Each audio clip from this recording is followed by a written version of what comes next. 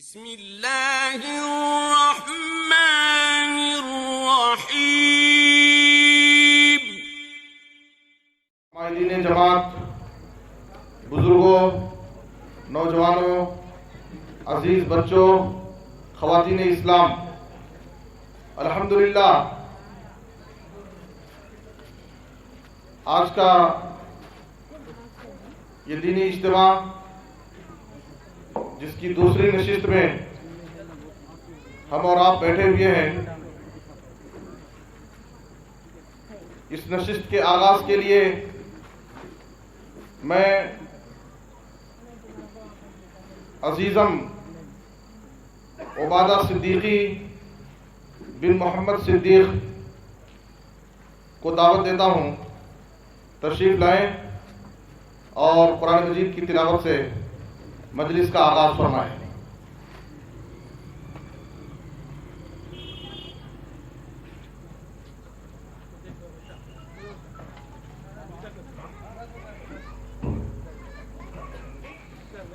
السلام علیکم ورحمۃ اللہ وبرکاتہ۔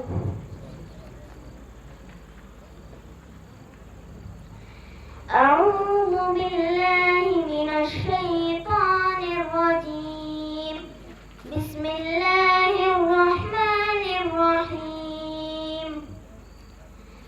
ان الذین قالوا ربنا اللہ ثم استقاموا تتنزل عليهم الملائكة ألا تخافوا ولا تحزنوا وأبشروا بالجنة التي كنتم توعدون، نحن أولياؤكم في الحياة الدنيا وفي الآخرة ولكم فيها ما تشتهي أنفسكم ولكم فيها ما تدعون، نزلا من غفور رحيم۔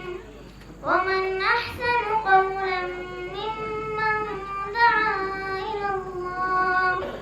إلى الله وعمل صالحا وقال إنني من المسلمين۔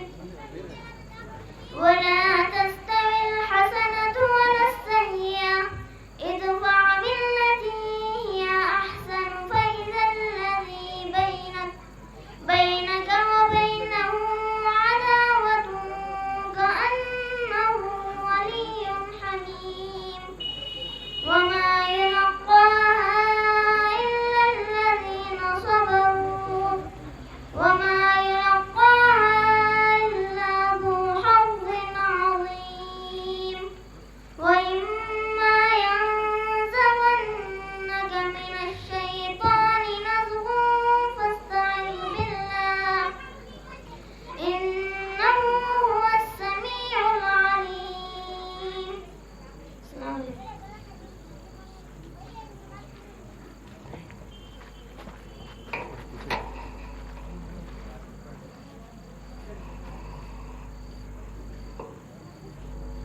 ماشاءاللہ، جزاک اللہ خیرہ۔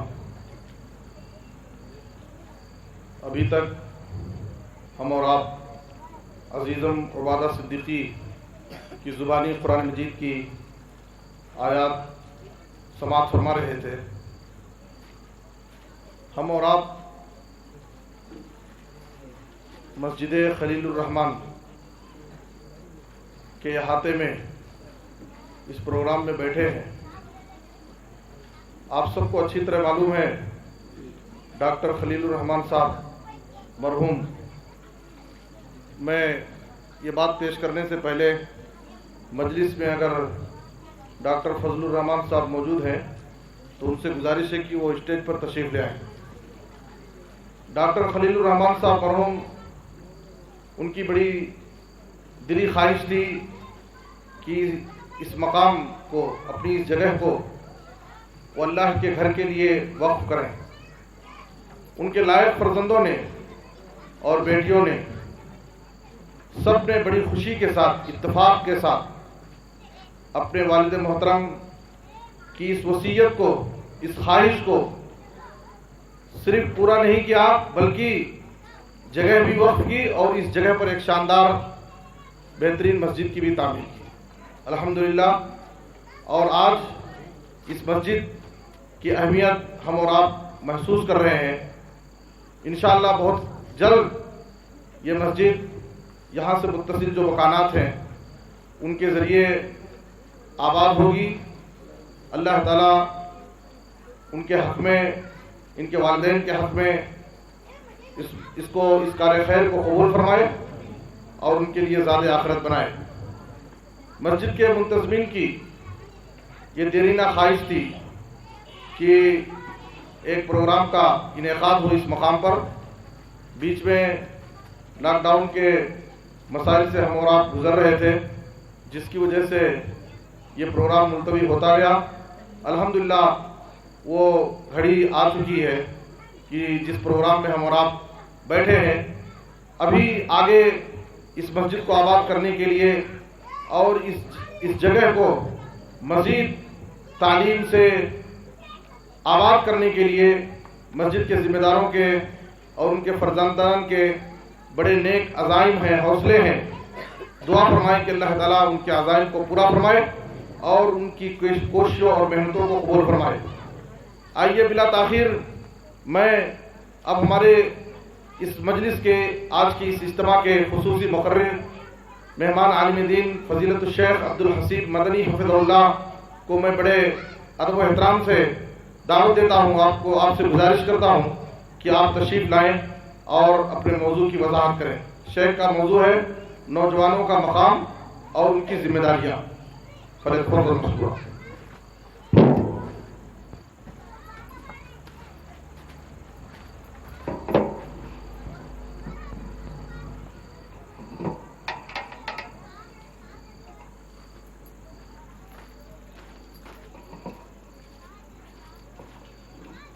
السلام علیکم ورحمۃ اللہ وبرکاتہ. الحمد للہ رب العالمین والصلاة والسلام على اشرف الانبیاء والمرسلین وعلى آلہ واصحابہ اجمعین ومن تبعهم بإحسان الى یوم الدین.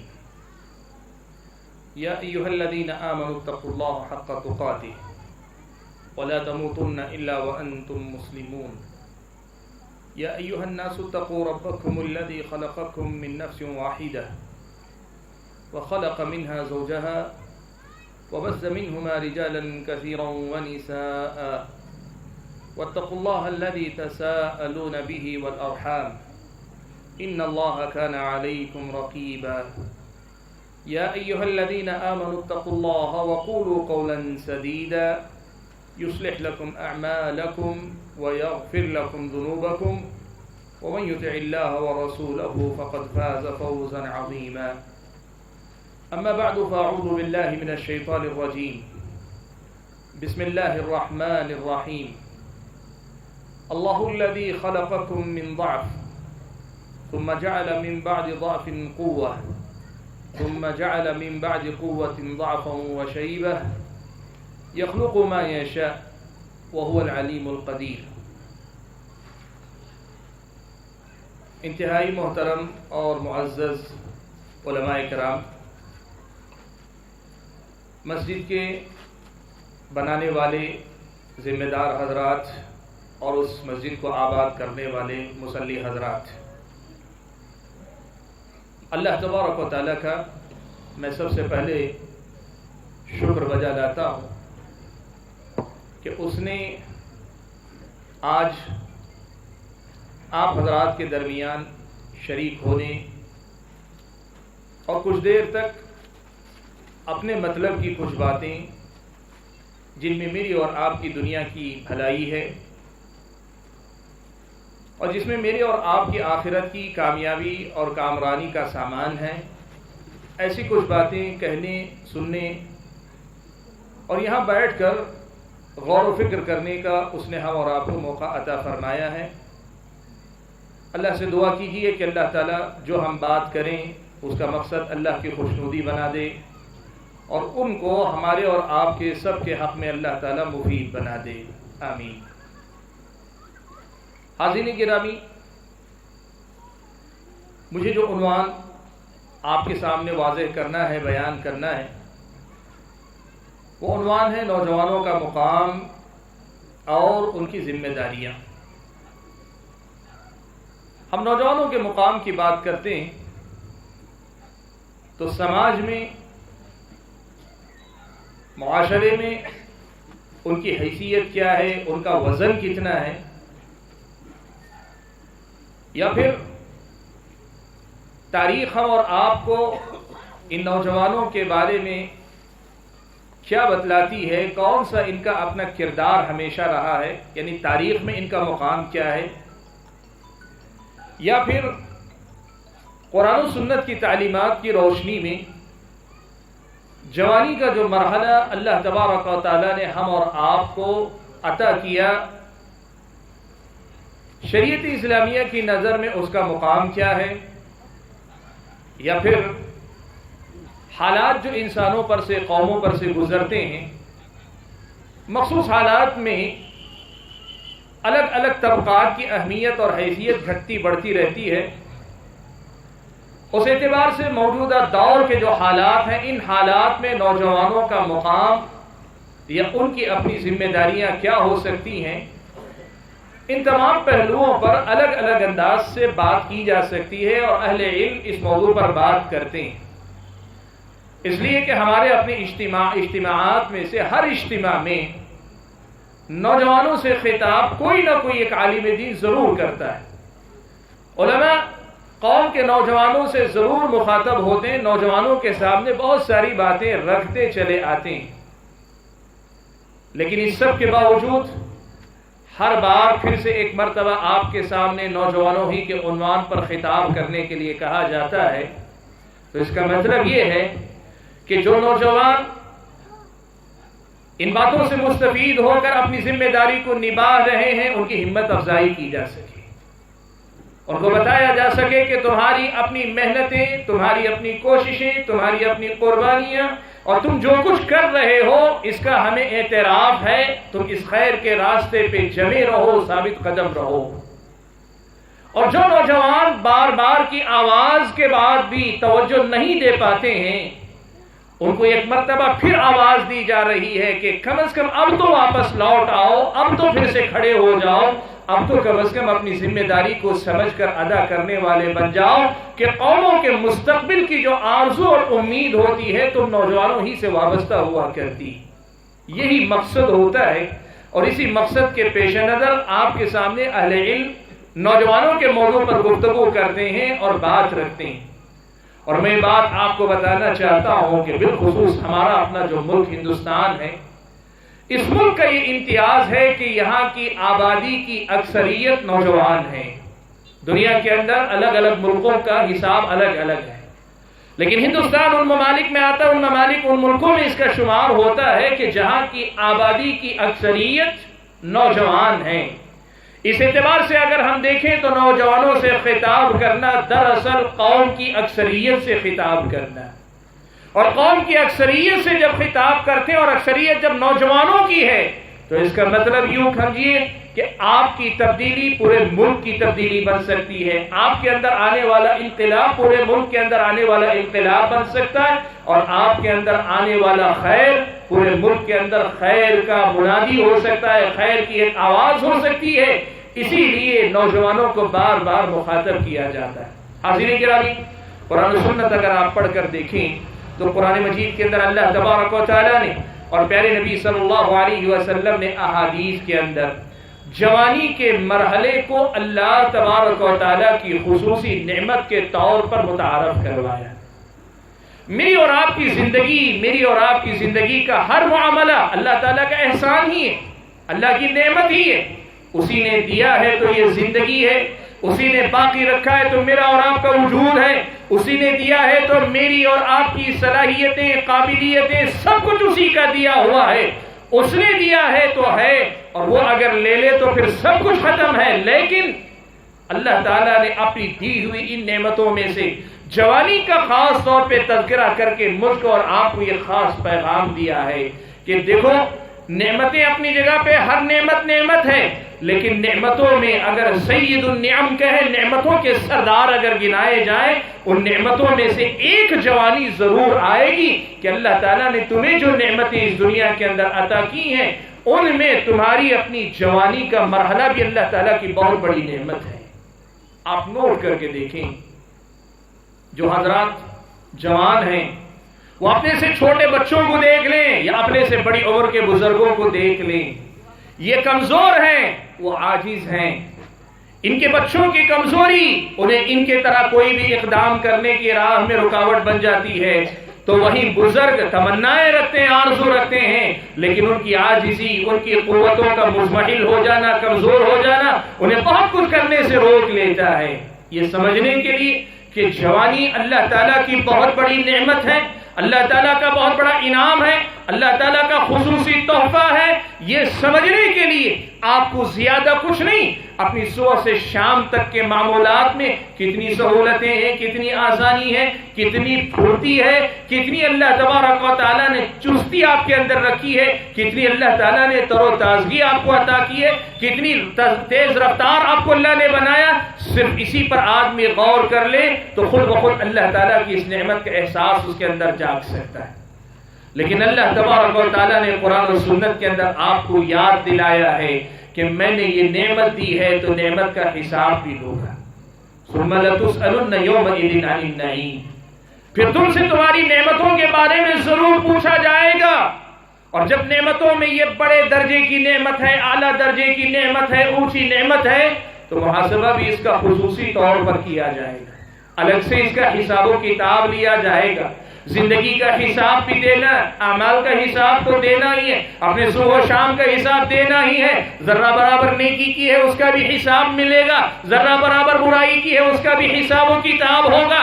لیکن ان سب حساب و کتاب میں ایک حساب و کتاب نبی علیہ الصلوۃ والسلام نے فرمایا خصوصی طور پر یہ بھی ہوگا کہ اے نوجوان، تو نے اپنی جوانی کا کیا کیا، تو نے اپنی جوانی کا کیا کیا، تو نے اس جوانی سے خود کی اور دوسروں کی آخرت بنانے میں کس قدر کامیابی حاصل کی، تو نے اپنی اس جوانی سے جنت کمانے کی راہ کا جو سفر تھا تمہارا، وہ سفر تم نے کس قدر طے کیا، تم نے اس جوانی کے ذریعے جہنم سے بچنے کی راہ میں جو تمہاری قوتیں لگنی چاہیے تھی کتنا استعمال کیا۔ خصوصی طور پر میری اور آپ کی جوانی کے بارے میں اللہ تعالیٰ کے پاس حساب و کتاب ہوگا۔ آپ نے سنا پیارے نبی صلی اللہ علیہ وسلم کی یہ حدیث اہل علم ہمیشہ آپ کو سناتے ہیں کہ لا تزول قدم ابن آدم حتى يسأل عن خمس، ابن آدم کے قدم اس وقت تک وہاں سے ٹل نہیں سکتے، ہٹ نہیں سکتے، محشر کے میدان میں سوال و جواب کا سلسلہ اس وقت تک ختم نہیں ہوگا جب تک 5 چیزیں یا دوسری روایت کے اندر 6 چیزوں سے متعلق ابن آدم جواب دہی نہ کر لے۔ اور ان میں سے ایک وعن شبابہ فیما ابلاغ، اس کی جوانی کے بارے میں پوچھا جائے گا کہ اس نے اپنی اس جوانی کا بل کہاں استعمال کیا، اس نے اپنی اس قوت کو کہاں آزمایا، اس قوت کا کہاں اس نے استعمال کیا۔ جوانی کے اندر اللہ تعالیٰ نے جو تمہیں صلاحیت دی تھی وہ تم نے کہاں استعمال کی۔ حاضرین گرامی، میں زیادہ تفصیل میں جانا نہیں چاہتا، قرآن و سنت ہم اور آپ کو مختصر الفاظ میں یہ سمجھاتے ہیں کہ دیکھو اللہ کی نعمتیں بہت ہیں، ان میں بڑی نعمت جوانی ہے، اور اس جوانی کے بارے میں تمہیں اللہ تعالیٰ کے پاس حساب و کتاب دینا ہے۔ اسی لیے اس جوانی کی نیکی بھی اللہ تعالیٰ کے پاس بہت بڑی ہے، اور اس جوانی میں گناہ کرنے کے اسباب بھی بہت زیادہ انسان کے پاس ہوتے۔ اس لیے جوانی میں جس قدر زیادہ آدمی کو چوکنا ہونا چاہیے، جس قدر زیادہ محتاط ہونا چاہیے، جس قدر زیادہ بیدار ہونا چاہیے، جس قدر زیادہ حاضر دماغ ہونا چاہیے، جس قدر زیادہ چوکنا رہ کر اس دنیا میں زندگی گزارنی چاہیے، اس قدر زیادہ زندگی کے کسی اور مرحلے میں آدمی کے سامنے پریشانی نہیں ہے۔ یہ قرآن و سنت کی سیدھی اور سادہ سی تعلیم ہے جو آپ کے سامنے مقرر کی جاتی ہے۔ سوال یہ پیدا ہوتا ہے کہ اگر یہ حقیقت ہے تو پھر ہماری اور آپ کی زندگی میں کیا ہم اور آپ کی زندگی کے مرحلے کو یا زندگی کے اس مرحلے کو اسی حیثیت سے دیکھتے ہیں، اسی نظر سے دیکھتے ہیں، یا پھر یہ کہ جوانی آتی ہے تو آدمی ابھی سمجھتا ہے کہ میں لڑکپن سے نکل رہا ہوں، اور آدمی کے اوپر جوانی کا ایک مرحلہ گزر جاتا ہے اور آدمی یہی سمجھتا ہے کہ ابھی میں نوجوان ہوں، یہاں تک کہ آدمی پر بال سفید ہو کر بڑھاپا دستک دینے لگتا ہے، آدمی کو لگتا ہے پتہ بھی نہیں چلا کہ جوانی آئی کب گئی کب۔ یہ ہمارے اور آپ کے سماج کی بہت بڑی سچائی۔ خود کو جوان اور ذمہ دار سمجھنے والے نوجوان کم ہیں۔ جوانی کی دہلیز میں قدم رکھنے کے بعد بھی بچپن کی باتیں، بچپن کی حرکتیں، لڑکپن جیسی غیر ذمہ دارانہ سوچ، غیر ذمہ دارانہ مزاج، لڑکپن کی طرف بے فکری کی زندگی، لاپرواہی کی زندگی، اور شادی بیاہ کے چند سالوں بعد بال سفید ہونے لگے، خود کو آدمی بڑا تصور کرنے لگے، ایک آدھ اولاد اللہ دے دے تو آدمی سمجھنے لگتا ہے کہ میری اپنی جوانی ڈھل گئی۔ پلٹ کر دیکھتا ہے تو اسے اپنی جوانی کا حاصل، اپنی جوانی میں کی گئی کمائی، اپنی زندگی کے اس اہم مرحلے میں لگایا گیا وقت، اس کا حاصل کیا ہے؟ بہت کم نوجوان ہیں جو یہ کہہ سکتے ہیں کہ کرم ہے اللہ کا کہ میری جوانی کامیاب ہو گئی۔ بہت کم نوجوان ہیں جو یہ کہہ سکیں کہ میری جوانی کام آ گئی۔ فزت ورب الکعبہ، رب کعبہ کی قسم اللہ نے مجھے میری جوانی کا بھرپور استعمال کرنے کا موقع دے دیا۔ یہ کہنے والے نوجوان ہمارے سماج کے اندر کم ہیں۔ بھائیو ایسا کیوں ہے؟ ایسا کیوں ہے؟ اس کے پیچھے اصل وجہ یہ ہے کہ ہم اور آپ نے جوانی کو یا تو سمجھا نہیں، یا پھر جوانی کو سمجھا لیکن اس جوانی کو استعمال کرنے کا جو سلیقہ اسلامی شریعت نے ہم اور آپ کو سکھلایا ہے وہ سلیقہ ہم نے سیکھا نہیں، وہ طریقہ ہم نے سیکھا نہیں۔ اسلامی شریعت نے ہم اور آپ کو ایک جوان کو جوانی گزارنے کا جو انداز سکھلایا اس انداز کو ہم نے سیکھا نہیں، اور سیکھا نہیں تو اسے یاد رکھا، سیکھا اگر کسی نے سیکھا تو یاد نہیں رکھا، اور کسی نے یاد نہیں رکھا تو نفس کا مجاہدہ کر کے، نفس کا مقابلہ کر کے، سماج کا مقابلہ کر کے اس سیکھی ہوئی بات پہ عمل کیا نہیں۔ یہی ہماری اور آپ کی جوانیوں کی سچائی، یہی ہماری اور آپ کی جوانوں کی جوانی کی کمائی ہے، یہی میری اور آپ کی جوانی کی حقیقت ہے کہ ہم اور آپ یا تو جانتے نہیں یا جانتے ہیں تو مانتے نہیں، اور جانتے اور مانتے ہیں تو عمل کرنے میں کامیاب نہیں ہو پاتے۔ یہی ہماری اور آپ کی زندگی کی سچائی۔ اس لیے آج میں آپ کے سامنے تاریخ کے لمبے لمبے حوالے نہیں دوں گا، تاریخ کے بڑے واقعات ہیں کہ نوجوانوں نے کیا کچھ کیا ہے، ان واقعات کو سن کر آپ جذبات سے بھر جائیں، اور جذبات کے ساتھ خوشی سے بھر جائیں، اور خوشی کے ساتھ ایک قسم کی غفلت کا شکار ہو جائیں، اطمینان کر لیں کہ وہ میرے آبا و اجداد تھے، انہوں نے بہت کارنامے کیے ہیں، تو پھر یہ آپ کے لیے کوئی کارآمد چیز نہیں۔ اہل علم آپ کو جوانوں کے واقعات سناتے ہیں تاکہ آپ ان سے تحریک پا کر خود عمل کریں، لیکن اگر اس کا مطلب یہ نکل رہا ہے کہ لوگ واقعات سن کر واہ واہ کرتے ہیں یا پھر مزہ لیتے ہیں یا پھر بعض نام یاد رکھتے ہیں، طارق بن زیاد کا نام یاد رکھتے ہیں، محمد بن قاسم کا نام یاد رکھتے ہیں، اسامہ بن زید رضی اللہ تعالی عنہما کا نام یاد رکھتے ہیں، نوجوانوں کے کارنامے یاد رکھتے ہیں اور ان کو یاد رکھ کر صرف خوش ہو لیتے ہیں، تو اس کا مطلب یہ ہوا کہ ان واقعات کو سنانے کا مقصد حاصل نہیں ہوا۔ اس کا مقصد کیا تھا؟ اسامہ بن زید نے اگر کوئی کارنامہ انجام دیا، طارق بن زیاد نے کوئی کارنامہ انجام دیا، محمد بن قاسم نے کوئی کارنامہ انجام دیا، تو آپ کو بھی ایسا کچھ کارنامہ انجام دینا چاہیے، یہی تو پیغام تھا۔ لیکن ہمارے اور آپ کے سماج کی ایک سچائی ہے کہ نوجوانوں سے متعلق اس قسم کے جو جذباتی باتیں رکھی جاتی ہیں اس کا پیغام شاید نوجوانوں کے دلوں پہ دستک نہیں دے پا رہا ہے۔ ورنہ کیا وجہ ہے کہ فلمی دنیا کے نوجوان آئیڈیل ہمارے اور آپ کے نوجوانوں کا طرز زندگی بدل دیتے ہیں، ایمان کا رشتہ رکھنے والے ہمارے اپنے نوجوان بھائیوں کی مثالیں میری اور آپ کی زندگی بدل نہیں پا رہی ہیں، تو پھر اس کا مطلب یہی نہ ہوا کہ واقعات سن رہے ہیں، واقعات کی جانکاری ہے ہمیں، لیکن اس کا جو پیغام ہم تک پہنچنا چاہیے وہ پیغام ہم اور آپ تک نہیں پہنچ پا رہا۔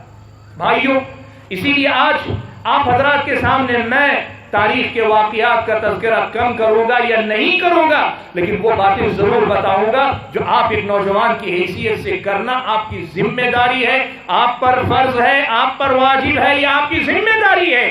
یہ اللہ کا حکم ہے، یہ نبی کا حکم ہے، یہ اللہ تعالیٰ کے دیے ہوئے دین سے آپ نے اپنی جو نسبت جوڑی ہے اس کا یہ حق بنتا ہے، یہ میری اور آپ کی ذمہ داری بنتی ہے کہ ان حقیقتوں کی طرف توجہ دیں۔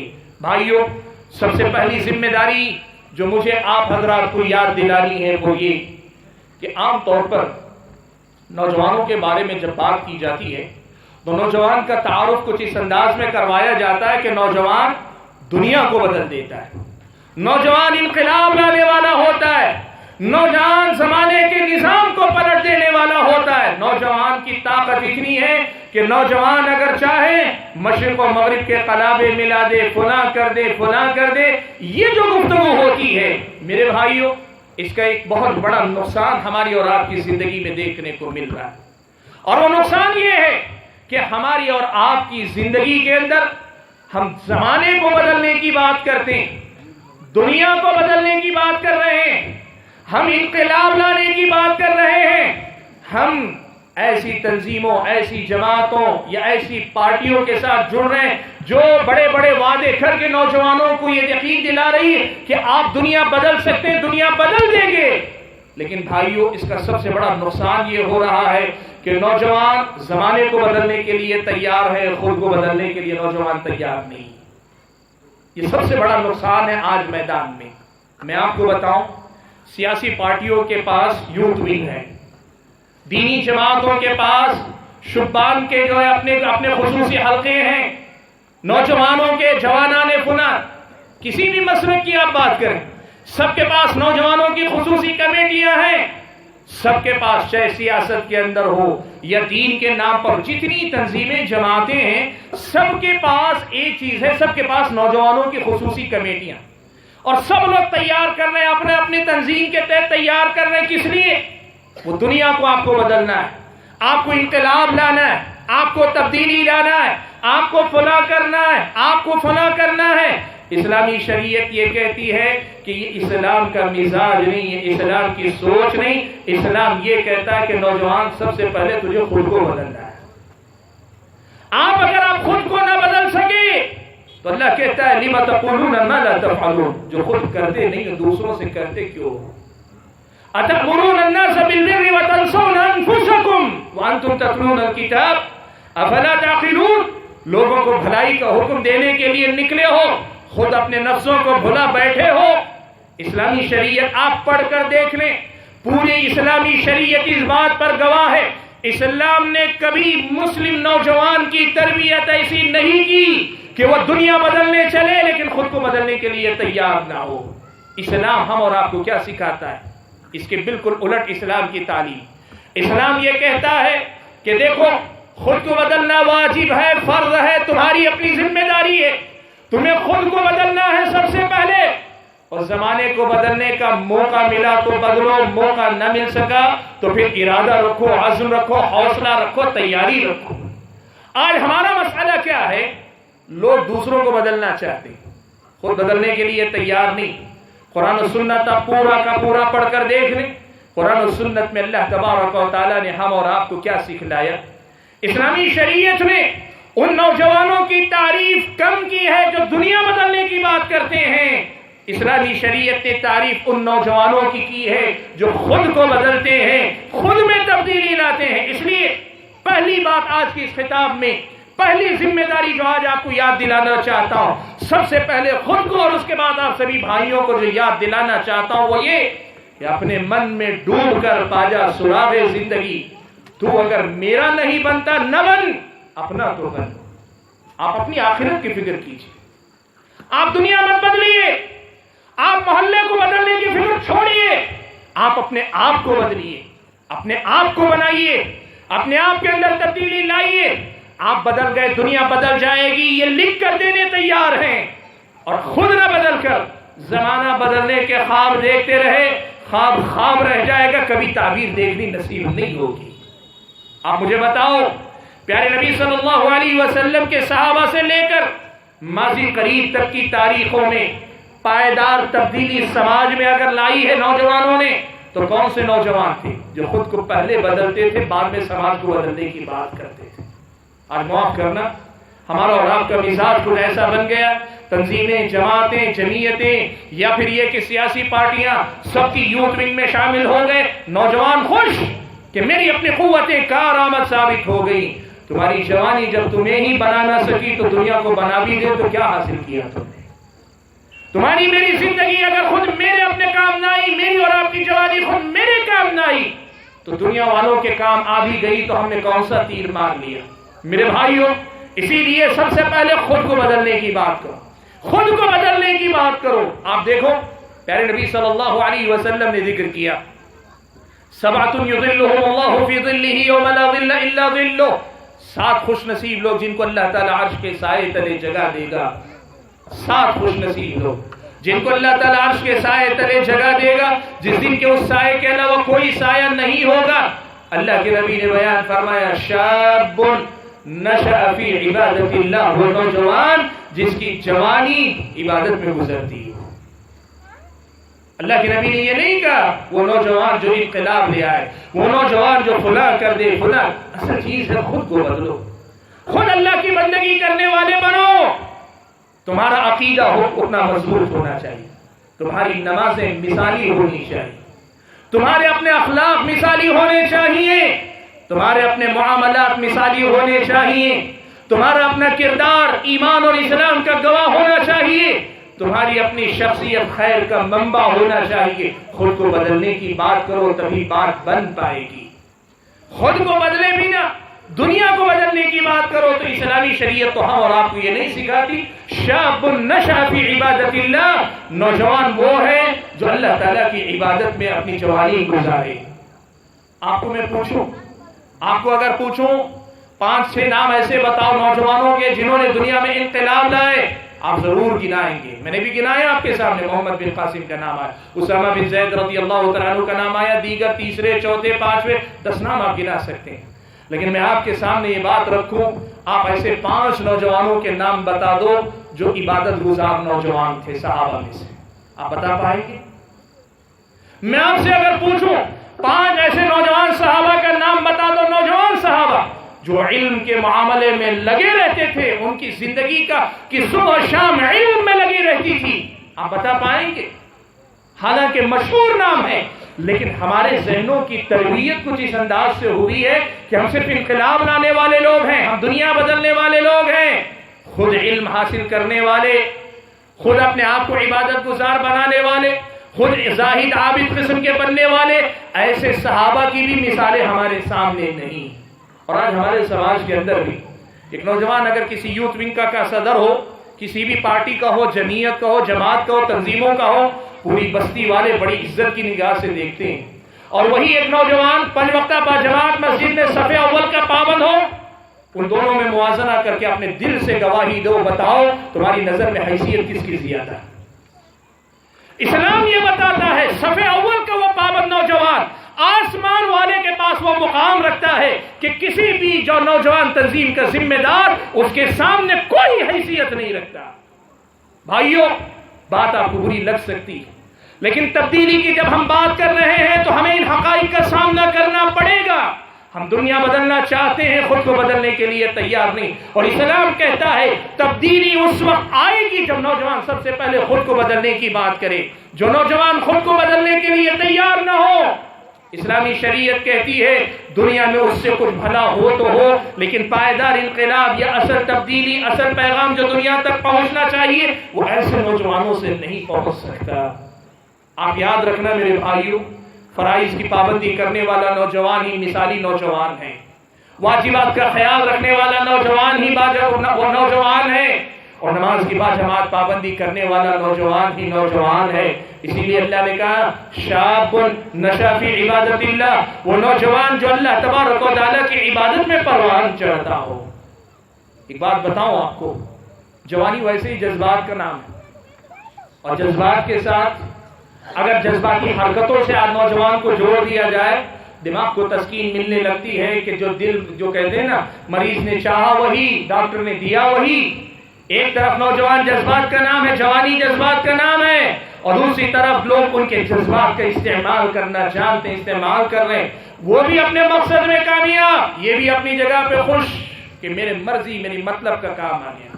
یاد رکھنا میرے بھائیوں، زندگی اگر میری اور آپ کی نہ بدل سکی، جوانی اگر میری اور آپ کی تبدیل نہ ہو سکی، تو پھر ایسی جوانی سماج اور معاشرے کے لیے زیادہ دیر تک مفید نہیں ہو سکتی. اسی لیے بات وہی ہے، ہم سبھی تقریباً کہیں نہ کہیں کسی نہ کسی سلسلے سے کسی نہ کسی حوالے سے جڑے ہوئے ہیں، لیکن جیسے ہی بڑھاپے کی دہلیز پہ قدم رکھ کر پلٹ کر دیکھتے ہیں آخرت کے لیے ہم نے کیا کمایا ہے، بڑی محدود کمائی ہمارے پاس رہ جاتی ہے. اس کے بجائے اسلام یہ کہتا ہے کہ تم اپنے آپ کو بدلنے لگ جاؤ تو کیا ہوگا پتہ ہے بھائیو. ہم اسلام کو ایک ایسا معاملہ سمجھتے ہیں جو میجک پیدا کرتا ہے. لوگ سمجھتے ہیں کہ ادھر بٹن دبایا ادھر تبدیلی آ گئی. میجک ویسے ہوتا نہیں، ایسا کوئی میجک ہوتا نہیں. میجک جو ہوتا ہے وہ کیسے ہوتا ہے؟ آدمی اپنے آپ کو سب سے پہلے اللہ تعالیٰ کا موحد بندہ بناتا ہے. جب بندے کے اندر توحید آتی ہے تو پھر اللہ تعالیٰ کی محبت میں نبی علیہ الصلوۃ والسلام کا متبع بن جاتا ہے، اور پھر اللہ کے نبی صلی اللہ علیہ وسلم کا متبع بن جاتا ہے تو اسے دنیا والے کے سکھانے کی ضرورت نہیں. وہ اپنی عبادتوں کو درست کرتا ہے، اپنے اخلاق کو درست کرتا ہے، اپنے معاملات کو درست کرتا ہے. وہ جتنا باہر دکھائی دیتا ہے اس سے کہیں زیادہ اندر کا متقی ہوتا ہے. وہ اپنے ظاہر سے زیادہ اپنے باطن کے اندر متقی ہوتا ہے. ایسی تبدیلی آتی ہے تو پھر کیا ہوتا ہے؟ ایسا نوجوان کھڑا سونا ہوتا ہے، اور کھڑا سونا جب بن جاتا ہے تو ہوتا یہ ہے کہ ایک ایسا چراغ بن جاتا ہے کہ جس کی روشنی نہ صرف یہ کہ روشنی دیتی ہے، ایسے نوجوانوں کی صحبت میں رہنے والے نوجوان پھر سدھرنے لگتے ہیں. پھر ایک نوجوان سے دو، چراغ سے چراغ جلتا ہے، ایک سے دو نوجوان، دو سے تین نوجوان، تین سے چار نوجوان، اس طرح پوری دنیا کے اندر تبدیلی آتی ہے. بھائیو، سب سے پہلی بات جو میں بولنا چاہتا ہوں اور بہت زور دے کر میں بار بار بولنا چاہتا ہوں، سارے پروگرام بیکار ہو جائیں گے اگر ہم خود کو بدلنے سے پہلے دنیا کو بدلنے کی بات کریں گے، اور کسی پروگرام کی ضرورت باقی نہیں رہ جائے گی اگر ہر نوجوان یہ طے کر لے کہ مجھے سب سے پہلے انا اول المؤمنین انا اول المسلمین، سب سے پہلے میں فرما بردار بنوں گا، سب سے پہلے میں ایمان والا بنوں گا. یہ ہم طے کر لیں، دنیا بدل جائے گی. بھائیو، یہ پہلا کام ہے جو مجھ کو اور آپ کو یاد رکھنا چاہیے. دوسری بات جو اسی سلسلے سے جڑی ہوئی ہے لیکن مجھے آپ کو یاد دلانی ہے وہ یہ کہ بھائیو، خود کو پہچانو. نوجوانوں، خود کو پہچانو. ہم اور آپ جوانی کی دہلیز پہ قدم رکھتے ہیں تو یاد رکھنا ہماری اپنی قوتوں میں توانائی آ جاتی ہے، ہر قسم کی جسمانی قوت ہو سب، لیکن ہماری اور آپ کی سمجھ بوجھ اور ہماری اور آپ کی عقل ابھی پختہ نہیں ہوتی. یہ اللہ تبارک و تعالیٰ کی حکمت ہے، یہ اللہ تبارک و تعالیٰ کی تدبیر ہے کہ انسان کی عقل پروان تو چڑھتی ہے لیکن جوانی میں جس طرح اس کے قوہ تیزی سے کام کرنے لگتے ہیں، جوانی کے ابتدائی مرحلے میں عقل اس کی جوانی کی دوسری طاقتوں کے برابر نہیں چلتی، عقل اس سے ذرا پیچھے ہی چلتی. لیکن اس کے مقابلے میں نوجوان سمجھتا یہ ہے کہ میں سب سے زیادہ عقل مند ہوں. یہ ہماری اور آپ کی سچائی. میں جو بات کہہ رہا ہوں آپ پر کسی قسم کا طنز نہیں، لیکن آپ کو یاد دلانا چاہ رہا ہوں ہم اپنے آپ کو پہچانیں، ہم اپنے آپ کو پہچانیں. جیسے ہی یہ بندہ جوانی کی دہلیز پہ قدم رکھتا ہے، جس طرح اس کے ہاتھوں میں قوت محسوس ہوتی ہے، اس کے بازوؤں میں قوت محسوس ہوتی ہے، اس کے جسم کے ہر حصے میں اسے قسم کا جوش جذبہ ولولہ محسوس ہوتا ہے، دل کے اندر بھی جذبات گرم جوشی کے جذبات ہوتے ہیں، ساری چیزیں ایک قسم کی پختگی کی طرف بڑھ رہی ہوتی ہیں. نوجوان یہ سمجھنے لگتا ہے کہ میری عقل بھی بہت پختہ ہو گئی. یاد رکھنا، انسان کو شیطان سب سے زیادہ جو تاکتا ہے، سب سے زیادہ جو تاڑتا ہے اور سب سے زیادہ جو اچک لیتا ہے وہ اسی مرحلے میں ہے جب نوجوان جوانی کی دہلیز پہ قدم رکھتا ہے تو شیطان اس کی ہر بات کو اسے اچھا کر دکھاتا ہے، اس کی عقل کے ساتھ ایسا کھلواڑ کرتا ہے کہ اس کے ہر اقدام کو، اس کے ہر کام کو اچھا کر دکھاتا ہے. اسی لیے آپ دیکھیں ہر نوجوان اپنا فیصلہ لینے میں آزاد ہوتا ہے، وہ کسی کی نہیں سنتا، وہ کسی کی نہیں سنتا. ہر نوجوان اپنا فیصلہ لینے میں آزاد ہوتا ہے. آپ کو یاد رکھنا چاہیے کہ شیطان کے راستوں میں سے ایک راستہ یہ بھی ہے کہ وہ تزیین سے کام لیتا ہے، وہ ہر چیز کو خوشنما کر کے دکھاتا ہے، اور وہ یہ بات جانتا ہے کہ نوجوان اگر جوانی کے مرحلے میں اگر آزادی کے احساس میں ڈوب گیا، اگر آزادی کے شعور کو اپنے اندر جگہ دے لے گیا، اپنے آپ کو نوجوان محسوس کر لے گیا، تو پھر یہ نوجوان کسی کے بس میں آنے والا نہیں ہے. اس لیے جو بات آپ کو یاد رکھنی چاہیے وہ یہ کہ دیکھو دنیا ہم اور آپ کو یہ سکھاتی بتلاتی ہے کہ جوانی کا مطلب آزادی کا مرحلہ ہے. جوانی کا مطلب آزادی کا مرحلہ. تم بچے تھے، تم چھوٹے تھے، تم جو لڑکپن میں تھے، تمہیں والدین کی پرورش میں رہنا تھا، پابندی میں رہنا تھا، سماج کی پابندیوں میں رہنا تھا، فلاں میں رہنا تھا، فلاں میں رہنا تھا. اب جیسے ہی جوانی کی دہلیز پہ تم نے قدم رکھا، بلوغت کی عمر کو پہنچے، آپ کے دل میں یہ احساس جگاتا ہے کہ میں اپنے ماں باپ سے زیادہ عقل مند ہوں، میں اپنی بات خود بخود سمجھ سکتا ہوں، میرے والدین ان پڑھ ہیں یا کم پڑھے لکھے ہیں، یا کم از کم جو میں پڑھا ہوں وہ نہیں پڑھے. یہ پرانے زمانے کے لوگ ہیں، پرانے خیالات کے لوگ ہیں. اسی لیے آج کے نوجوان کا سب سے سیدھا اور آسان سا نعرہ کیا ہے آپ کو پتا ہے؟ جیسے ہی جوان ہوتا ہے وہ کہتا ہے میں آزاد ہوں، میں آزاد ہوں. وہ اپنے الفاظ میں آزاد نہیں کہتا ہوگا، وہ اپنا ایٹیٹیوڈ، جو طرز عمل ہے انسان کا، اس کی اپنی جو سوچ ہے، وہ اپنے فیصلے خود لینا چاہتا ہے، وہ اپنے اختیارات خود استعمال کرنا چاہتا ہے. بھائیوں، ایک مسلمان کی حیثیت سے آپ ایک بات یاد رکھنا، جوانی اپنے جذبات کے ساتھ آپ کو یہ احساس دلاتی ہے کہ جوانی کا مطلب آزادی کی شروعات ہے. اسلامی شریعت آپ کو بتلاتی ہے کہ جوانی کا مطلب حقیقی پابندی کی شروعات ہے. کیوں؟ اس لیے کہ بندہ پیدا ہوتا ہے تو اللہ تعالیٰ کی شریعت کا مکلف نہیں ہوتا. شریعت کا مکلف ہوتا ہے جب بلوغت کی دہلیز میں وہ قدم رکھتا ہے.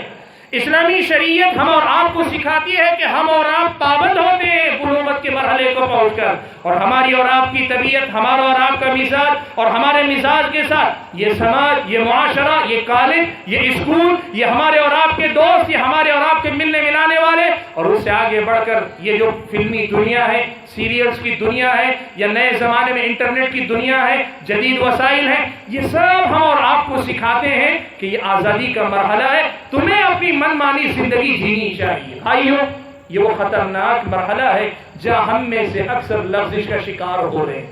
وہ کیا ہے؟ ہم نے جوانی کو آزادی سمجھا ہے، ہم نے جوانی کو آزادی سمجھا ہے. اسلام بتلاتا ہے جوانی اصل میں پابندی کا نام، جوانی اصل میں پابندی کا نام ہے. وہ ایک سجدہ جسے تو گراں سمجھتا ہے، ہزار سجدوں سے دیتا ہے آدمی کو نجات.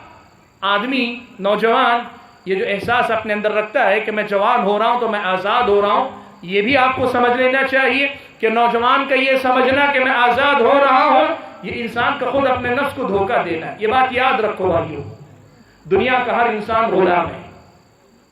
آپ کے لیے تعجب کی بات ہوگی، آپ سمجھتے ہیں ہم سب آزاد ہیں. نہیں، ہر انسان غلام ہے. یا تو اللہ تعالیٰ کی بندگی کا غلام ہوگا یا شیطان کا غلام ہوگا، یا اللہ تعالیٰ کا غلام ہوگا یا اپنی خواہشات کا غلام ہوگا، یا اسلامی شریعت کی تعلیمات کا پابند ہوگا، یا پھر فیشن کے نام پر، کلچر کے نام پر، ٹی وی کلچر کا، کہ کسی نہ کسی کا غلام ہوگا. آپ ایک بات یاد رکھنا، دنیا میں گنے چنے چند لوگ ایسے ہوتے ہیں جو دنیا کی سطح سے اوپر اٹھ کر سوچتے ہیں اور صحیح اور غلط کا فیصلہ کرتے ہیں. ورنہ سچائی یہ ہے آزادی کے نام پہ نوجوانوں کو آج غلام بنایا جا رہا ہے. آپ غلام ہیں، ویسٹرن کلچر کے غلام ہیں، مغربی کلچر کے غلام ہیں، فلمی دنیا کے غلام ہیں، فلمی دنیا کے اندر پائے جانے والے مخصوص کلچر کے غلام ہیں، اور اس سے آگے بڑھ کر اگر دیکھیں اپنی خواہشات کے غلام ہیں، اور اس سے آگے بڑھ کر دیکھیں اپنی خواہشات کے راستے شیطان کے غلام ہیں. اسلام ہم اور آپ کو یہ سکھاتا ہے کہ اللہ تعالیٰ کی غلامی کر لو، کہ اللہ تعالیٰ کی ایک غلامی تمام غلامیوں سے ہم اور آپ کو آزادی دینا دے گی. ہم اپنے نفس کے غلام نہیں، ہم شیطان کے غلام نہیں، ہم سماج کے غلام نہیں، ہم کسی زوراور کے غلام نہیں، ہم کسی ابلیس شیطان کے غلام نہیں، ہم سب سے آزاد ہو جائیں گے، شرط یہ کہ اللہ تبارک و تعالیٰ کے غلام بن جائیں. بھائیوں، یہ ہمارا اور آپ کا بڑا غلط تصور ہے. ہم سمجھتے ہیں کہ ہم جوانی میں پابندی نہیں کر سکتے اس لیے کہ ہماری آزادی کا مرحلہ. کیا سچ مچ میں آزادی ہے؟ نہیں، آزاد نہیں ہیں آپ حقیقت میں غلام ہیں اپنے نفس کے، خواہشات کے، شیطان کے، یا سماج کے، کلچر کے، فیشن کے. یا کسی فلمی ہیرو کے یا کسی سیاستدان کے، کسی نہ کسی کے آپ غلام ہیں. آپ اپنے دل و دماغ کو ٹٹول کر دیکھو، آپ کو کون اچھا لگتا ہے، آپ کو کیا اچھا لگتا ہے، آپ کس قسم کا طرز زندگی پسند کر سکتے ہیں، آپ کس لب و لہجے میں بات کرنا پسند کرتے ہیں، آپ کس شکل میں رہنا پسند کرتے ہیں، آپ کے بال آپ کو کیسے چاہیے، آپ کا لباس آپ کو کیسا چاہیے، وہ خود آپ کو بتا دے گا کہ آپ کس کی غلامی کر رہے ہیں. اس کے مقابلے میں ایک مرتبہ اللہ تعالیٰ کی بندگی اور اللہ تعالیٰ کی غلامی کا مزاج پیدا کر لو، ایک مرتبہ اللہ تعالیٰ کی غلامی کا احساس اپنے اندر پیدا کر لو، ایسی آزادی کا احساس پیدا ہوگا کہ سب کے سب آپ کے سامنے دنیا کے اندر بڑے حقیر نظر آئیں گے. پھر کسی کی ظاہری چکا چوند، پھر کسی کی ظاہری شان و شوکت، پھر کسی کا عہدہ و مقام آپ کو دھوکہ نہیں دے گا. آپ عزت نفس کے ساتھ جئیں گے، آپ نفس کی بے نیازی کے ساتھ جئیں گے، آپ ایسے جئیں گے کہ دنیا آپ کی مثال دیا کرے گی. بھائیوں، میں جو بات دوسری آپ کے سامنے بتانا چاہ رہا تھا، بہت مختصر الفاظ میں کہوں تو یہ ہے کہ یاد رکھو، جوانی انسان کو سب سے بڑا دھوکہ یہ دیتی ہے کہ تم آزاد ہو. اسلام اس دھوکے سے نکالنے کے لیے یہ پیغام دیتا ہے کہ یاد رکھو، جیسے ہی تم نے بلوغت کی دہلیز پہ قدم رکھا، تم اللہ کی غلامی میں باقاعدہ داخل ہو گئے. اب اس کے بعد تمہاری ہر حرکت کا حساب ہے، تمہارے ہر بول کا حساب ہے، تمہارے ہر بول کا ایک مول ہے، اس کا ایک تول ہے، اس کا ایک وزن ہے. اللہ کے پاس تمہیں ہر چیز کا جواب دینا ہے. یہ غلامی ہے، اور ایسی غلامی ہے جس پر تمہیں فخر کرنا چاہیے. ایسی غلامی ہے جو دنیا کی ہزار غلامیوں سے نجات دیتی ہے. بھائیوں، یہ تو بنیادی باتیں ہیں جو مجھے آپ کے سامنے ذکر کرنی تھی، جو مجھے یاد دلانی تھی آپ کے سامنے کے نوجوان کی حیثیت سے. اصل کرنے کے کام میرے اور آپ کے یہ ہیں. ان سے آگے بڑھ کر جو ہم اور آپ کو کرنے کے کام ہیں، میرا وقت ختم ہونے جا رہا ہے. میں بہت ہی مختصر وقت میں بڑے کام کی باتیں 2-3 بتا دوں گا. مختصر بتاؤں گا اس لیے کہ اس پر مفصل گفتگو آپ نے 12 اہل علم سے سنی. پہلی بات میرے بھائیوں، خود کو بدلتے ہوئے، خود کو بدلنے کے بعد یا خود کو بدلنے کے ساتھ جو دنیا کے لیے آپ کو کرنا ہے وہ کیا ہے. خود کے بعد پہلے ہم یہاں مطلب پرست بنو. تجارت میں، مال میں، دولت میں بنتے ہو نا، یہاں بنو. میں مطلبی ہوں. سب سے پہلے مجھے میرا فائدہ چاہیے، مجھے میری آخرت سب سے پہلے چاہیے، مجھے اللہ کی بندگی میری زندگی میں سب سے پہلے مجھے اچھی جو ہے ایمان والی زندگی چاہیے. میں مطلبی ہوں. اب اس کے بعد میں کیا کروں؟ اسلام کہتا ہے کہ پھر آپ کو ایسا بن کر جینا چاہیے کہ خیر کے ہر باب میں آپ کا ہاتھ ذرا اونچا ہونا چاہیے. خیر اتنا اپنے اندر پیدا کر لو کہ وہ خیر کچھ دنیا والوں کے اندر بانٹ سکو. کہاں سے شروعات کرنی چاہیے؟ سب سے پہلی بات آج آپ کو بتانا چاہوں گا. بھائیوں، آپ جمعیت اہل حدیث، جماعت اہل حدیث، مسلک اہل حدیث سے تعلق رکھنے والے غالب نوجوان، ہو سکتا ہے سب وہی ہو سکتا ہے اکثر آپ ان میں سے ہوں. یاد رکھو میرے بھائیوں، یہ اللہ کا فضل و کرم تھا کہ اللہ تعالیٰ نے آپ کو توحید کی دعوت کا علم بردار بنایا تھا. دنیا والوں کو آپ توحید سکھانے والے، بنانے والے تھے. آج بھی آپ یہ سماج کی گواہی دیکھ لو، لوگ اہل حدیث کا مطلب یہ سمجھتے ہیں نہیں وہ توحید میں بڑے پکے ہوتے ہیں. آج بھی دنیا والے کہتے ہیں. میرے بھائیوں، دنیا والوں کو توحید کا سبق پڑھانا نہ بھولو. میں یہ بات آج آپ کے سامنے کہنا چاہوں گا کہ ہماری اور آپ کی یہ جو نوجوان نسل ہے، ہمارے اپنے بزرگوں کے اندر توحید کے لیے جو جذبہ تھا، وہ جذبہ ہماری اپنی نوجوان نسل کے اندر کمزور پڑتا جا رہا ہے. وجہ اس کی کیا ہے؟ وجہ یہ ہے کہ اس ٹی وی کلچر کی وجہ سے، اس موبائل نے، یوٹیوب نے، فیس بک نے، واٹس ایپ نے ہم اور آپ کو سوسائٹی کے ویلفیئر کے کام، سماج کی خدمت کے کام، یا سماج کے جو پولیٹیکل ایشوز ہیں، سماج کے جو سیاسی مسائل ہیں، ان کو اس قدر زیادہ بڑھا کر، اس قدر زیادہ اہمیت دے کر بتا دیا ہے کہ ہر نوجوان کو لگتا ہے ویلفیئر کا کام کرنا چاہیے، سیاسی کام کرنا چاہیے، فلاں کام کرنا چاہیے، فلاں کام کرنا چاہیے. میرے بھائی یاد رکھنا، دنیا کو توحید سے بڑا تحفہ ہم اور آپ دنیا کو نہیں دے سکتے. آپ اور ہم ویلفیئر کا کام کر کے کسی کا گھر نہ آباد کر سکے، تھوڑی اس کی دنیا خراب ہو جائے گی، لیکن توحید سے اس کے سینے کو آباد کر دو گی، اس کی دنیا بھی سنور جائے گی، آخرت بھی آباد ہو جائے گی. ہم دنیا والوں کو دینا چاہتے ہیں، توحید کی دعوت دو، توحید کا پیغام دو، توحید کا پیالہ پلاؤ، توحید کی ایک ایک بات ان کے سامنے سناؤ اور بتاؤ. میرے بھائیوں، آج کیا یہ سچائی نہیں ہے کہ ہمارے اور آپ کے سماج کے اندر گناہوں کو لے کر اتنا زیادہ شعور اتنا حساس ہے جتنا بدعت اور شرک کو لے کر نہیں رہ گیا ہے. بڑی تبدیلی میں آپ کو بتاتا ہوں. آپ کو اگر پتا چلا فلاں نوجوان آج کسی مزار پر آستانے پہ جا کر غیر اللہ کے سامنے اپنا دامن پھیلا کر واپس لوٹ کر آیا, خبر آپ کو ملی, آپ کے دل میں کیا گزرے گی؟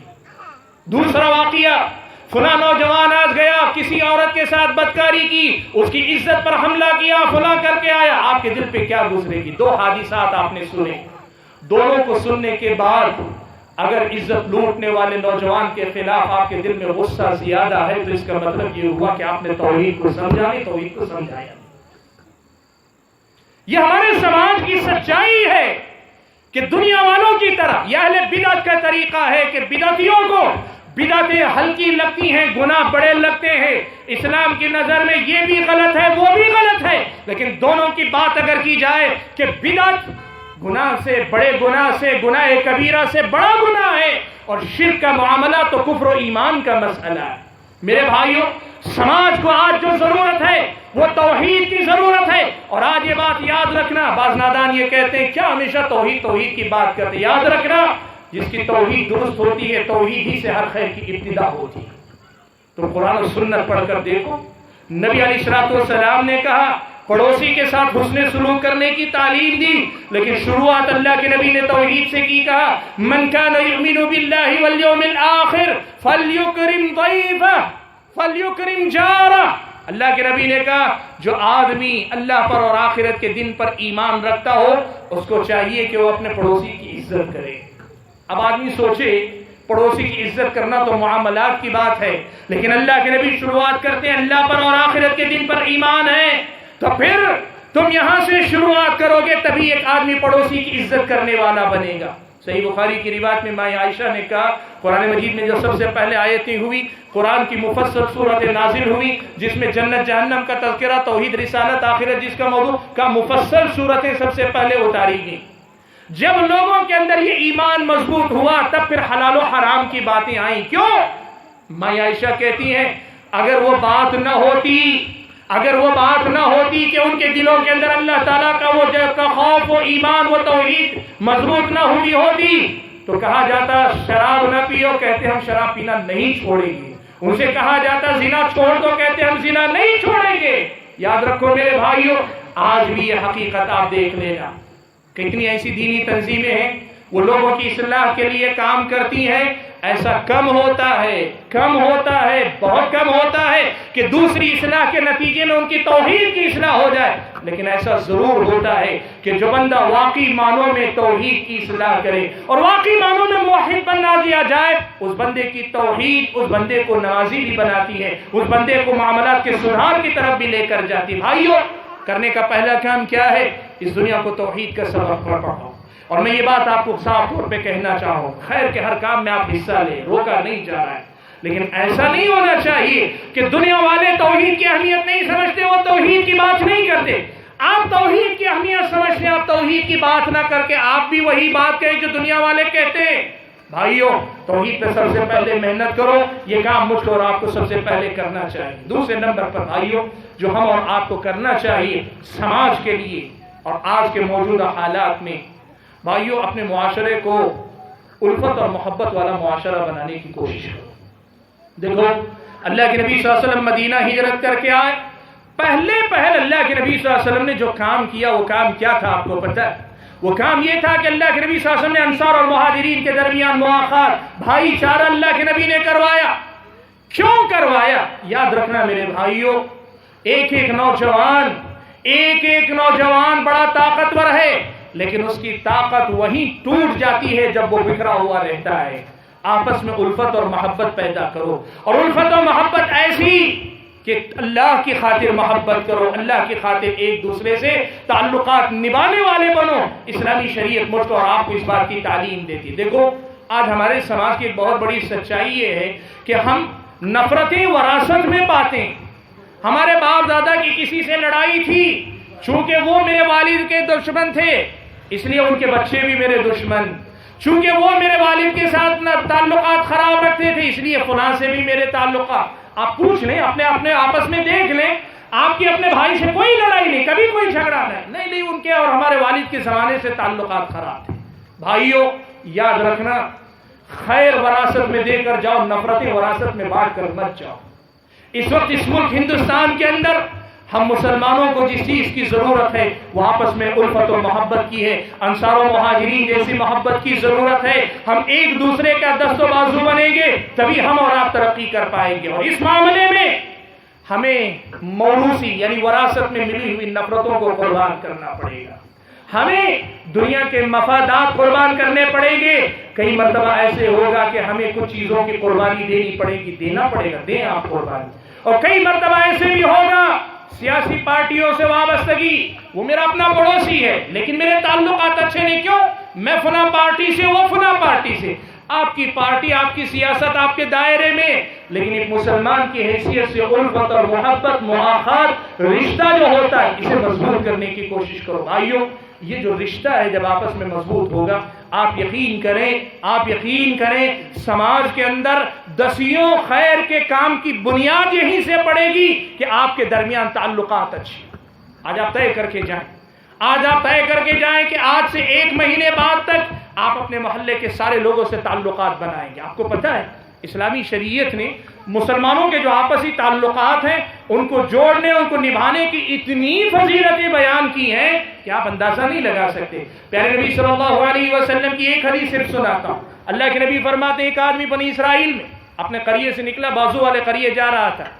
کیوں جا رہا تھا؟ اپنے ایک مسلمان, اپنے بھائی سے, رشتے کا بھائی نہیں, اپنے بھائی سے ملنے کے لیے جا رہا تھا. اللہ تعالیٰ نے ایک فرشتے کو اس کے راستے پر بھیج دیا. فرشتے نے اس آدمی سے راستے میں پوچھا کہاں جا رہے ہو؟ کہا فلاں قریے. کیوں جا رہے ہو؟ اپنے بھائی سے ملنے جا رہا ہوں. کہا الک نعمت تربوها, کوئی احسان ہے اس کا جس کا چکانے جا رہے ہو, جس کا لحاظ رکھتے ہوئے جاتے ہو؟ کہا نہیں, کوئی احسان نہیں, بس یہ کہ بھائی ہے, ملنے کے لیے جا رہا ہوں. فرشتے کی زبانی اللہ کے نبی نے اس بندے کو خوشخبری سنائی. کہا کہ طبت و طاب ممشاک, تم بڑے اچھے آدمی ہو, تمہارا یہ چل کر جانا بھی بڑا اچھا ہے, اور اس چل کر جانے کے بدلے میں اللہ نے تمہارا ٹھکانہ جنت میں لکھ دیا ہے. صرف مسلمان بھائی سے ملاقات کے لیے جانے والے کی اتنی فضیلت اسلامی شریعت کے اندر ہے. بھائیوں بات کو لمبی کیے بنا یہ پیغام دینا چاہتا ہوں, تعلقات کو سدھارو, اور اس سدھار کے معاملے میں سب قربان کرو. ہاں, دین و ایمان کی جب بات آتی ہے, مسلک اور جماعت کی بات آتی ہے, تو اس کو 2 ناحیوں سے. ایک ہے مسلک اور جماعت کی بات. دیکھو اسلام میں کوئی مسلک کوئی جماعت نہیں, سارے مسلمان ایک جماعت. ایک جماعت دوسری جماعت سے جماعت کی بنیاد پہ نفرت کرے, اسلام اس کی اجازت نہیں دیتا, یہ آپ صاف رکھیں. لیکن اسلام یہ ضرور آپ کو کہتا ہے کہ ہاں یہ تم کہو کہ موحد بھی مشرک بھی سب ایک ہیں, اسلام اس کی آپ کو اجازت نہیں دیتا. طریقہ کیا ہونا چاہیے؟ طریقہ یہ کہ بہتر تعلقات کے ذریعے صحیح پیغام ان کو دینے کی کوشش کرو, بہتر تعلقات کے ذریعے صحیح بات ان کو سمجھانے کی کوشش کرو. آج ہم اور آپ نے مسلک کی ان دیواروں کو قائم رکھنے کی وجہ سے بھی توحید کی بات پہنچانا چھوڑ دیا ہے. ہم ملتے ہیں, کاروبار کے لیے ملتے ہیں, کھیل کود کے لیے ملتے ہیں, اور قومی اور ملی مسائل کے لیے ملتے ہیں, اللہ کی توحید کے لیے ہم ملنے کے لیے تیار نہیں. بھائیوں اپنے درمیان تعلقات کو مضبوط کرو, یہ بڑی اہم بات ہے. اور آخری بات جس پر میں اپنی گفتگو کو ختم کر رہا ہوں, 10 منٹ میں نے زائد لے لیے, لیکن جو آخری بات آپ کے سامنے کہنا چاہتا ہوں وہ یہ کہ بھائیوں, میرے اپنے نوجوان بھائیوں, یاد رکھو آپ کی جوانی کو دنیا کی ہر طاقت استعمال کر رہی ہے, ساری دنیا آپ کو استعمال کر رہی ہے. آپ دیکھو سیاست کی اگر بات کریں, اس پارٹی میں بھی, اس پارٹی میں بھی, اس پارٹی میں بھی, تیسرے میں بھی, چوتھے میں بھی, سب جگہ پر کون استعمال کر رہے؟ ہر پارٹی ہم نوجوانوں کو استعمال کر رہی ہے. صحیح غلط کی بات بعد میں, لیکن ہمارا استعمال سبھی تو کر رہے ہیں. ہم اور آپ اس مسئلے کو سمجھیں کہ ہمارا استعمال کاروبار میں بھی ہوتا ہے, ہماری صلاحیتوں کا استعمال کر کے کمپنیاں بھی ترقی کر رہی ہیں, ہماری روزی روٹی بھی چل رہی ہے. ایسے ہی ایک بات یاد رکھنا, ہمیں آپس میں مل کر کچھ دین کے لیے کام آنے کی فکر کرنی چاہیے. کیسے ہوگا؟ اس کام کے لیے سب سے بنیادی کام ہے وہ یہ کہ آپ اپنے آپ کو اپنے علماء اور اپنے بزرگوں کے تابع رکھیں. یہ بات بہت سارے نوجوانوں کی سمجھ میں نہیں آتی, یہ بات بہت سارے نوجوان ہضم نہیں کر پاتے ہیں. یاد رکھنا, نوجوان تلوار ہے, اس کی کاٹ بڑی زوردار ہے, لیکن تلوار صرف تلوار ہونے سے معرکہ نہیں جیتا جاتا. تلوار جب تک تجربے کار ہاتھ میں نہ ہو تلوار بیکار ہی ہوتی ہے. آپ اس بات کو یاد رکھیں کہ آپ اپنے آپ کو اپنے علماء سے اور اپنے علماء کے ساتھ اپنے جو بزرگ لوگ ہیں ان کے ساتھ جوڑ کر رکھیے. آپ دیکھیے نبی علیہ الصلوۃ والسلام نے کہا البرکۃ مع اکابرکم، برکت تمہارے بڑوں کے ساتھ ہے. بھئی خساری صلاحیتیں قابلیتیں نوجوانوں کے ساتھ ہیں، اور پھر برکت نوجوانوں بزرگوں کے ساتھ کیوں چلی گئی؟ بھائیوں، بڑھاپا تجربہ سکھاتا ہے، اور دنیا میں تجربہ ایک ایسی دولت ہے جسے آدمی پیسہ دے کر بھی نہیں خرید سکتا. تجربہ صرف عمر ہی سے آتا ہے. علم اور تجربے کی جو بات ہے وہ کسی اور میں نہیں آ سکتی. یاد رکھنا، نوجوان تلوار ہے، لیکن یہ ایسی تلوار ہے جو دو دھاری ہے.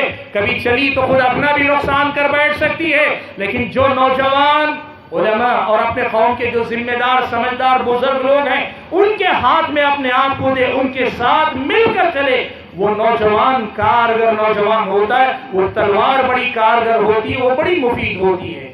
مجھے پتا ہے میں بوڑھا نہیں ہوں، آپ کی طرح میں بھی جوان ہوں، لیکن یہ بات میں اپنی طرف سے آپ کو بتا رہا ہوں کہ یاد رکھو بھائیوں، یہ ہم نے دیکھا ہے، سنا ہے، سمجھا ہے. اس وقت پوری دنیا کے اندر آپ دیکھ لو، جہاں جہاں مسلمانوں کا خون بہ رہا ہے، دشمنوں کی سازشیں یقیناً ہیں. امریکہ ہو، یورپ ہو، فلاں ہو، اسرائیل ہو، فلاں ہو، یا آپ جو مسلم ملکوں جس کو چاہے آپ ذمہ دار ہیں، سارے دشمنوں کی سازشیں مسلم ہیں. لیکن ان سب کے بعد، اگر ان سازشوں کے بعد سب سے بڑی کوئی وجہ ہے تو نوجوانوں کی آزادی ہے، نوجوانوں کی خود مختاری ہے، نوجوانوں کا فیصلہ خود اپنے ہاتھوں میں لینا ہے. امت کے علماء اور امت کا جو سمجھدار طبقہ ہوتا ہے، یہ نوجوان جب تک ان کے ساتھ مل کر نہیں چلے گا، خیر کا بڑا کام اگر آپ دیکھنا چاہتے ہیں نہیں ہو پائے گا. وقتی طور پر کچھ فائدے ہو جائیں گے، وقتی طور پر کچھ جذباتی معاملات حل ہو جائیں گے، وقتی طور پر آپ کو تسلی مل جائے گی، لیکن اس قوم و ملت کے مسائل کے اندر آپ ترقی کر کے کامیاب ہونا چاہتے ہیں، اپنے آپ کو آپ کامیابی کی منزل تک لے کر نہیں جا سکتے. یقیناً کوتاہی دونوں طرف سے. میں یہ بات کہنے میں جھجک نہیں محسوس کروں گا. ہو سکتا ہے آپ کو شکایت علماء سے ہو سکتا ہے آپ کو شکایت ذمہ داروں سے ہو، لیکن سوال یہ ہے کہ آخر کب تک ہم شکایت ہی کرتے رہیں گے اور شکایت کی بنیاد پہ منمانا کام کرتے رہیں گے؟ جب کرنے کا جذبہ آئے گا، میں نالائق نکلوں گا، کوئی لائق اللہ تعالیٰ لا کے کھڑا کرے گا. ہمارے بزرگ آج اگر ہمارے ساتھ نہیں، ہم کوشش کریں گے، اللہ تعالیٰ ہمیں سے کسی کو بزرگ بنا کر ساتھ میں لائے گا. لیکن یہ ہونا چاہیے کہ ہم نوجوان ایک مشت ہو، ایک ساتھ ہو، اور اس طرح ہو کہ ہماری قیادت ہمارے اپنے علماء اور ہمارے اپنے سمجھدار طبقہ جو ہمارے ذمہ دار لوگ ہیں ان لوگوں کے ہاتھ میں ہونی چاہیے. اس رخ پر محنت اگر کریں گے تو تبدیلی دیر سے آئے گی، ہنگامہ نظر نہیں آئے گا، بہت زیادہ جو ہے آواز چیخ و پکار نظر نہیں آئے گی، لیکن سلولی جسے کہتے ہیں ایک ایک قدم کر کے قوم ترقی کی راہ پہ بڑھتی جائے گی. بھائیوں، یہ انداز ہے ہمارے کام کرنے کا، یہی طریقہ ہے سلف صالحین کے نزدیک کام کرنے کا. اور اس طرح اگر آپ کرنے پہ آئیں گے، آپ تعلیم کے میدان میں کام کیجئے، آپ خدمت خلق کے میدان میں کام کیجئے، آپ چاہیں تو سیاست میں جہاں ضرورت ہے وہاں کام کیجئے، آپ اصلاح معاشرہ کا کام کیجئے، اور سب سے بڑھ کر آپ دعوت و تبلیغ کے میدان میں کام کیجئے. ہر میدان میں آپ کام کر سکتے ہیں، لیکن کام کرنے کا یہ طریقہ ہونا چاہیے. اپنی ذمہ داریوں کو پہچان کر اسی انداز میں ادا کرنے کی کوشش کریں. میں اپنی گفتگو کو ختم کرتے ہوئے اللہ تعالیٰ سے دعا کرتا ہوں کہ اللہ تعالیٰ مجھے اور آپ سبھی بھائیوں کو، بزرگوں کو، نوجوانوں کو کہنے اور سننے سے زیادہ عمل کرنے والا نوجوان بنائے. اللہ تعالیٰ ہماری جوانی کو کامیاب کر دے، ہماری اپنی جوانی کو ہماری اور آپ کی آخرت میں اللہ کے پاس بلندی درجات کا سبب بنا دے. آمین. وآخر دعوانا الحمدللہ رب العالمین.